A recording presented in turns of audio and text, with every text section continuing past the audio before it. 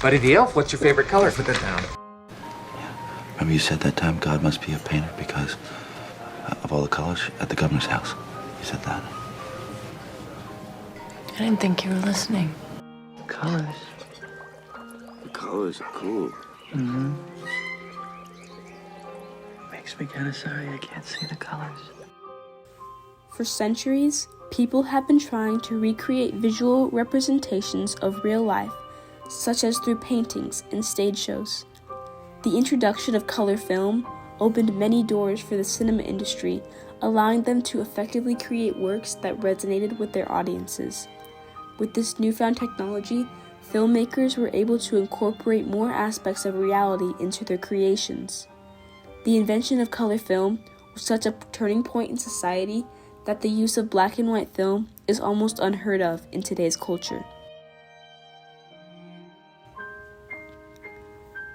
The birth of color film takes us back to 1902.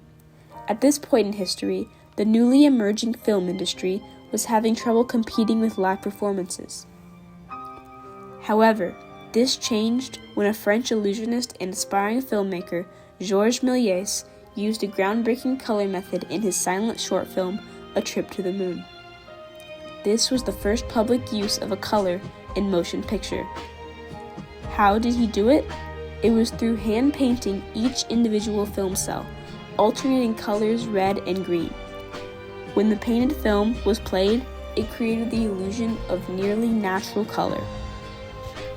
This tedious technique of hand painting film cells eventually evolved into a process invented by George Albert Smith and Charles Urban called kinemacolor.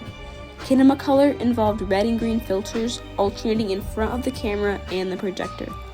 This was a much more efficient method of producing color film compared to painting the cells by hand, and many more movies were able to be produced using this process. Some famous ones including A Visit to the Seaside in 1908 and The Scarlet Letter in 1913. Kinemacolor paved the way for a more well-known company. In 1915, three men, Herbert Kalmus, Daniel Frost Comstock, and W. Burton Westcott, came together to found the Technicolor Motion Picture Corporation. They set out with the sole intent of overcoming the technical challenges of filmmaking. One of their executives, Joseph Arthur Ball, designed the primitive Technicolor two-strip camera technology. This camera used a prism to split beams of light into red and green paths that were captured onto regular black and white film.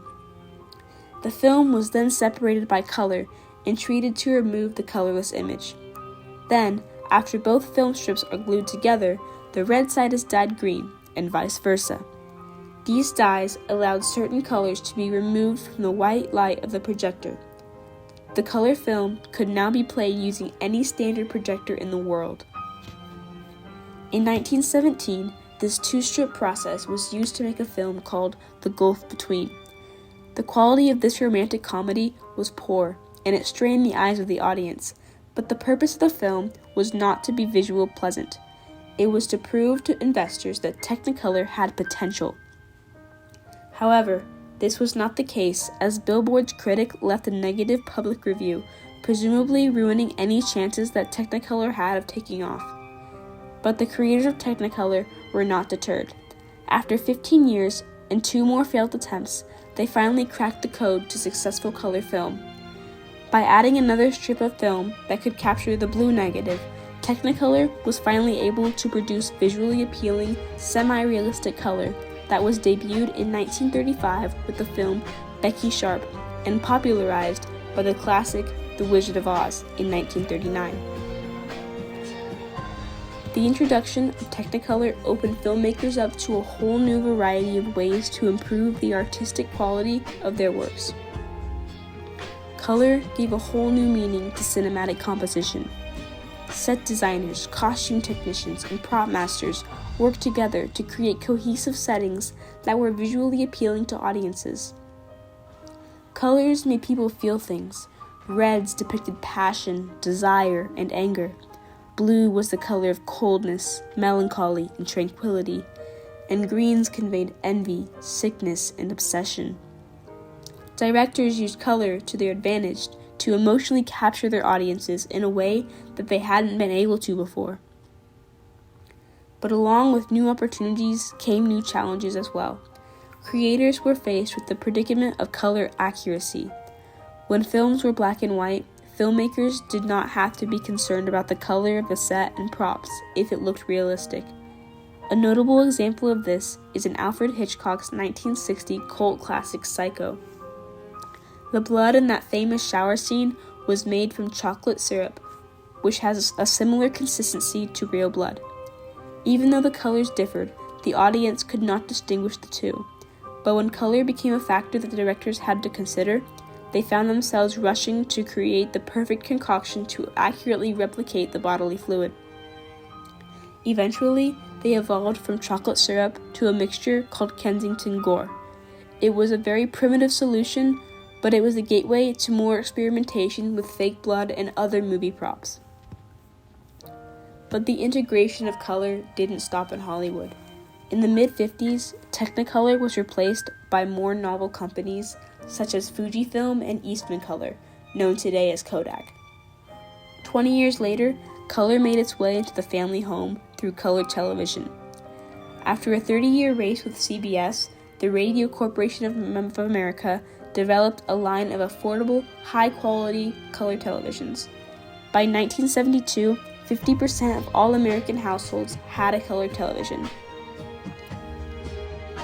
Do you think that the television industry would be as big as it is now if color television had never been invented?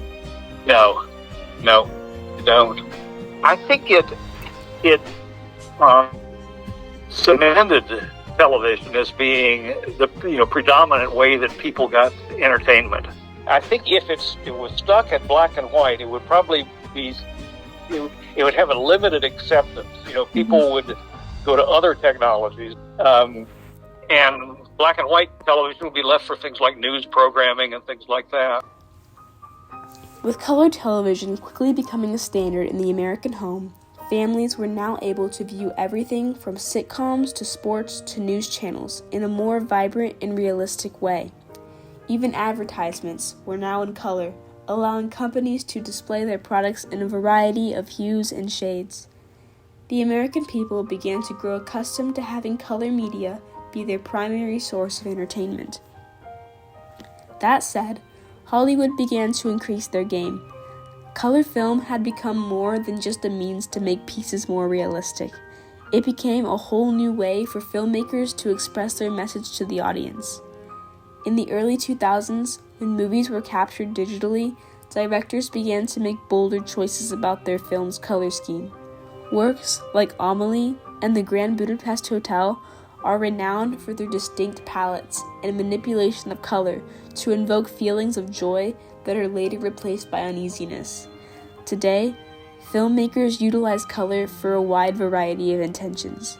Colors don't only represent emotions, they can set the tone for the scene, draw the audience's attention to a particular item, and even depict character development. Color in the film industry has come a long way since its beginnings.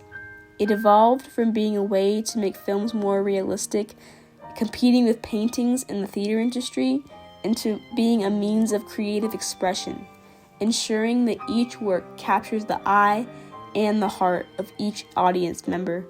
Color continues to be a staple in visual entertainment, and without it, our world would be simply monochrome.